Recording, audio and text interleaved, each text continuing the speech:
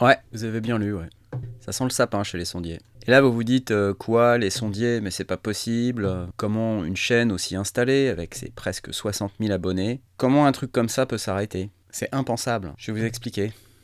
Ça va faire bientôt 10 ans que les sondiers existent. Plutôt en podcast au début. La chaîne YouTube, ça a commencé à grossir à peu près quand on est parti au Musikmesse à Francfort. On n'avait pas de sponsor, on y est allé à l'arrache avec nos sous, c'était cool. C'était une sacrée expérience. Je suis aujourd'hui avec Jérémy d'Arturia, qui est le spécialiste audiofuse. Alors il est fait comme un rat, ça y est, il ne peut plus rien, il est complètement piégé, il va devoir répondre de ses actes. J'ai vraiment commencé à faire des vidéos matos aux alentours de septembre 2017. C'était avec le magasin Michno. Ma toute première vidéo, c'était le toucher de Expressive E. Vous vous rappelez ?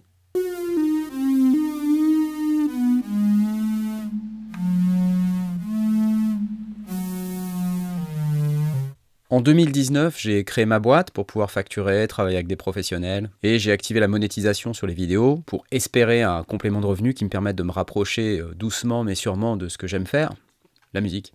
Et puis, le temps passe, vidéo après vidéo. En 2021, je commence à être à la limite de ce que je peux donner entre la chaîne et mon boulot de tous les jours. Et pour tout dire, je commence sérieusement à fatiguer. À cette époque, ça fait plus de 3 ans que je fais des vidéos sans arrêt. Je travaille la journée, et le reste du temps, je m'occupe des sondiers. Le soir, le week-end, les vacances. Alors je me suis mis au 4/5e pour essayer de booster un peu le truc, mais ça suffit pas. Il faut voir qu'à ce moment-là, j'ai pas pris de vraies vacances depuis 2017. Et ça commence à se voir un peu. Au boulot, à la maison. Quelque part, c'est devenu une vraie obsession. Donc je prends la décision de mettre mon contrat de travail en pause en quelque sorte. J'ai cette possibilité, ce qui est plutôt très très cool, pour tester un concept. Si vous voulez toute l'histoire, j'ai même écrit un billet de blog assez long sur le sujet, je vous mets le lien dans la description. Aujourd'hui, je suis dans ma 2e année de pause. Techniquement, c'est une année sabbatique et une année de congé création entreprise, comme ils appellent ça. Je peux faire ça pendant encore une année, jusqu'à novembre 2024. Pendant ce temps-là, bien sûr, je suis pas payé, mais je peux retourner à ma boîte et retrouver mon salaire d'avant si besoin. Et mon salaire d'avant, c'était quand même pas mal, si vous voyez ce que je veux dire. Il n'y avait pas assez de synthé, cela dit. Bref, je quitte mon poste le 18 novembre 2021 pour commencer une nouvelle vie, et depuis, j'ai pas cessé d'essayer de faire grossir mon activité Les Sondiers pour en faire quelque chose qui soit à peu près viable. Alors, je vais vous rassurer tout de suite en vous disant que, j'ai réussi, mais il y a un hic. Un gros même. Ce hic, il porte un nom, vous le connaissez bien. C'est YouTube. J'arrive bientôt à 900 vidéos sur cette chaîne. Vous vous rendez compte ? J'arrive même pas à y croire. Mais après bientôt 10 ans d'existence, dont 6 ans à turbiner quand même très très fort pour produire ces vidéos, force est de constater que c'est quand même très très compliqué d'en vivre décemment. La publicité par exemple. Vous savez, celle que vous avez quand vous regardez mes vidéos. Ça franchement, ça rapporte presque rien. Et pourtant il y en a de plus en plus, je sais pas si vous avez remarqué. Ça rapporte même encore moins qu'avant quand on rapporte ça au nombre de vues. Tenez, ça c'est mon revenu mensuel moyen lié à la publicité sur YouTube depuis 2017. Ah oui, et c'est du brut, Faut payer les cotisations sociales. Et non, il n'y a pas de minimum pour devoir les payer. Grâce aux dons pendant l'émission, j'ai pu très légèrement augmenter mes revenus. J'ai aussi activé les abonnements replay sur la chaîne. Vous savez, c'est l'abonnement qui permet de revoir mes live Twitch que je réupload ici même sur YouTube. Mais je vais pas vous mentir, les abonnements replay, c'est un beat total. Il y a aussi les dons sur Tipeee et Patreon. Mais là encore, ça représente moins d'une centaine de personnes sur ces 2 plateformes. Puis honnêtement, c'est hyper fluctuant. On peut pas vraiment compter dessus en fait. Tenez, ça c'est mon revenu moyen mensuel sur Tipeee en 2022. C'est encore du brut, Sur 56 000 abonnés. J'en suis à me dire que ce chiffre de 56 000 abonnés, il veut simplement rien dire du tout, quoi. Ces abonnés, évidemment, c'est des vrais abonnés, Enfin, j'espère. C'est peut-être même vous, Mais une partie écrasante de ces abonnés n'existe pas en tant que soutien actif de la chaîne. Et je parle pas qu'en termes financiers, j'entends par là même pour regarder les vidéos. Ils sont pas vraiment là. D'ailleurs, c'est un phénomène qu'on voit aussi sur d'autres chaînes, même des chaînes anglophones. Regardez Andrew Wang. Plus de 2 millions d'abonnés. Vous croyez qu'il fait 2 millions de vues par vidéo ? Non. Et puis, il y a le côté toxique des stats de YouTube. Chaque fois que je regarde, ça me dit à quel point ma performance est mauvaise. YouTube n'oublie absolument jamais de vous dire quand vos chiffres sont pourris.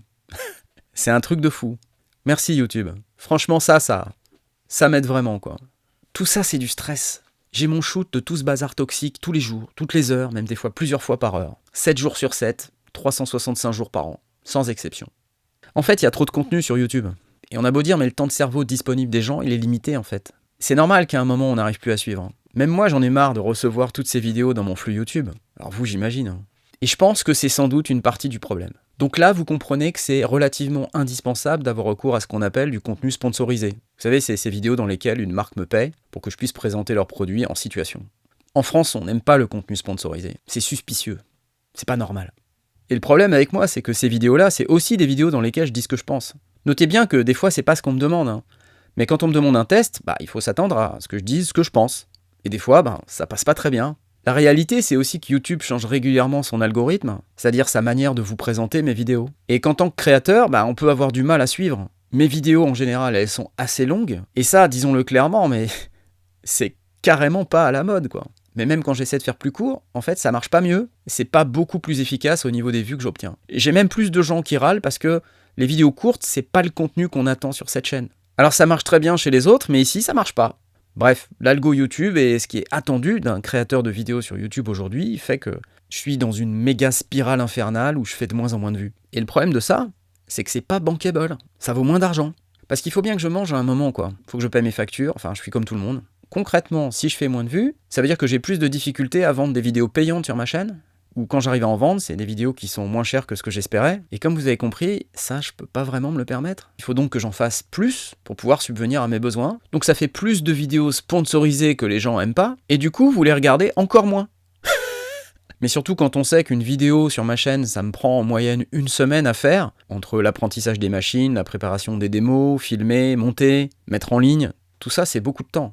Et vous comprenez rapidement que je me retrouve dans un truc infernal qui prend toute la vie, et même plus que ça. Enfin, ce que je veux dire, c'est que je vais pas me mettre à faire des vidéos de 45 secondes où je joue du synthé tout nu avec des animaux, quoi. Si ? Je pourrais aussi faire cette vidéo de produits frais livrés dans une boîte. Vous savez, ces gens, ils sont prêts à me donner 200$ pour que je fasse une vidéo de 30 minutes à parler de nourriture douteuse. 30 minutes à parler de bouffe sur la chaîne Les Sondiers ? Pour 200 balles. Vous êtes sérieux, là ? 30 secondes, ouais. Et encore. Enfin bref, il faut être raisonnable. Je veux bien faire un peu de pub, mais franchement, faut pas abuser. Je peux pas non plus faire une vidéo en échange d'un plugin gratuit ou contre une affiliation de 10% sur un produit qui vaut 15 balles. C'est pas tenable. Toutes ces propositions douteuses pour truster mon temps d'antenne contre des clopinettes, franchement, ça sert à personne, quoi. Et tout ça, ça vient de la chute des vues. J'ai plus que ça maintenant comme proposition. Et c'est de pire en pire. Pour une raison qui m'échappe et qui échappe aussi à de nombreux youtubeurs, il y a clairement beaucoup moins de vues qu'avant.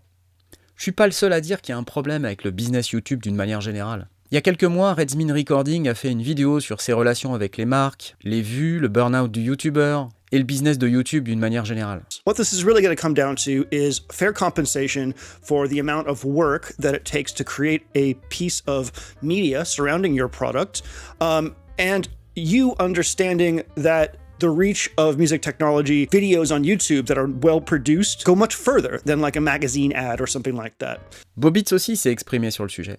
Like, is that necessarily a big problem for artists to get paid? But even if you were paid, the pay is so bad that it doesn't really amount to any reasonable hourly rate for a professional, let alone somebody with a huge audience. And then a lot of the time when you press publish, you get disappointed because the viewership is just not what you expected. Et très récemment, Kuku a même fait un post Instagram indiquant qu'il était en difficulté financière.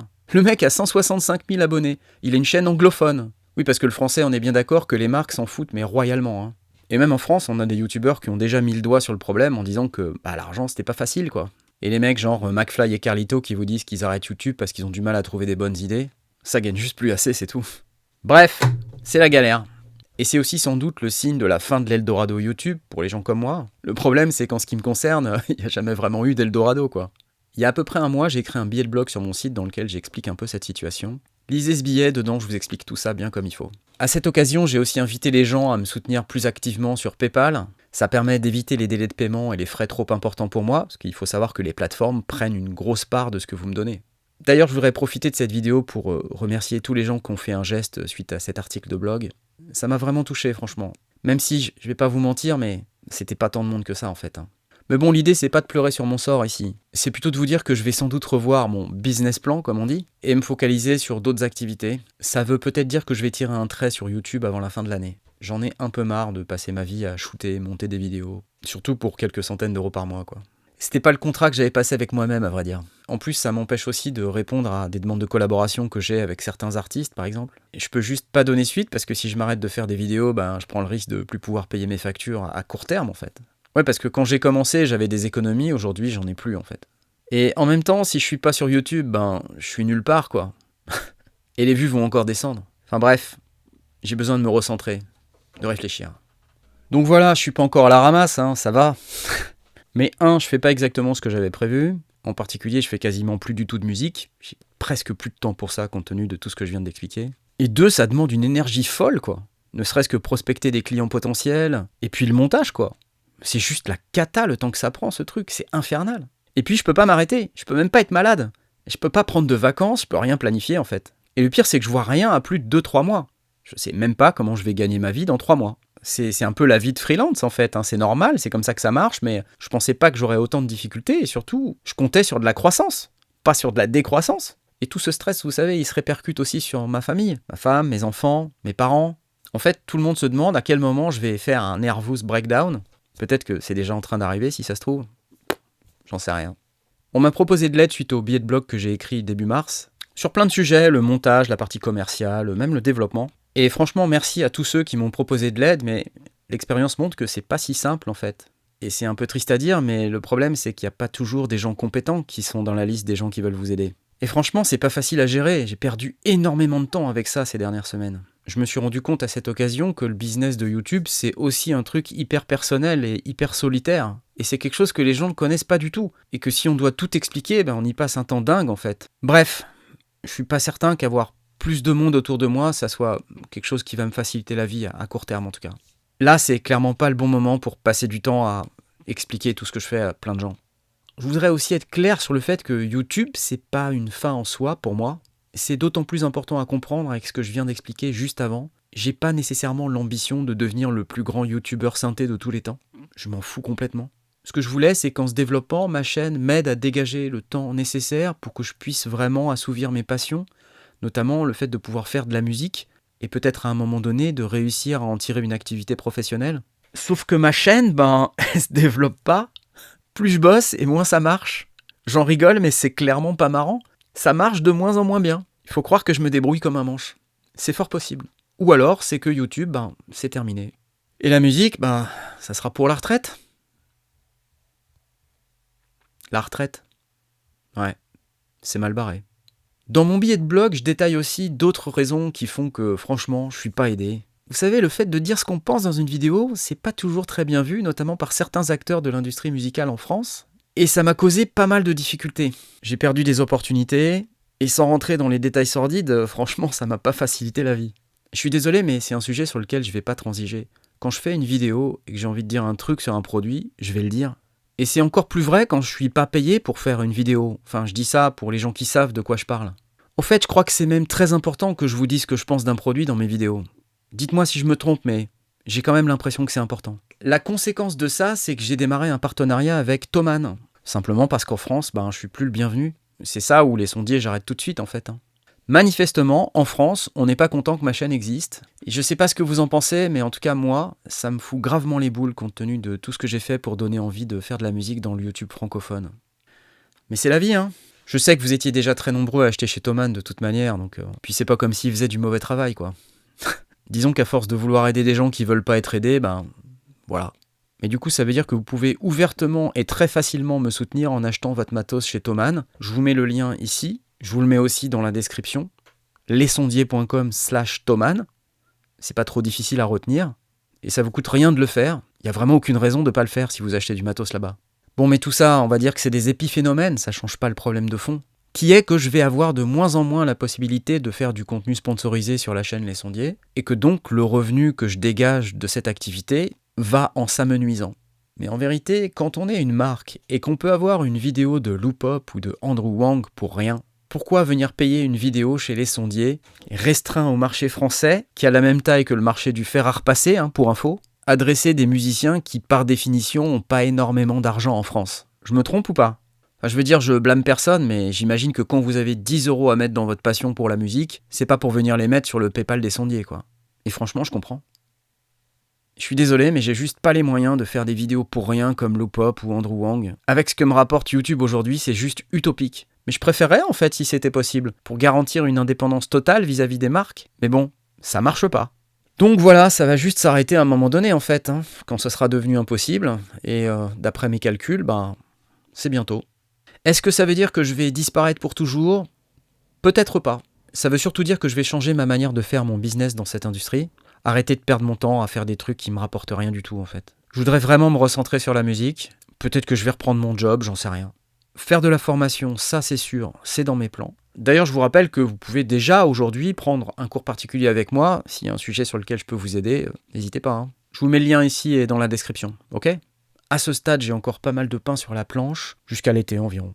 Après, c'est... Je vous donnerai plus de nouvelles dans les semaines à venir. Je dois prendre une décision sur l'avenir de la chaîne à la fin de l'été. D'ici là, j'aimerais remercier tous ceux qui sont fidèles à la chaîne, ceux qui regardent les vidéos, ceux qui mettent des likes, qui mettent des commentaires sympas. Et surtout, je veux remercier ceux qui me soutiennent financièrement. Vous êtes cool, merci.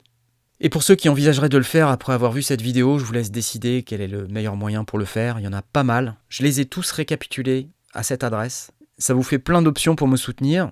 La plupart d'entre elles, c'est des affiliations, c'est-à-dire que si vous voulez acheter du matos, en passant par mes liens, ça vous coûte rien du tout. Et des fois même, vous avez des réductions, donc... Ok, merci à vous en tout cas. Salut.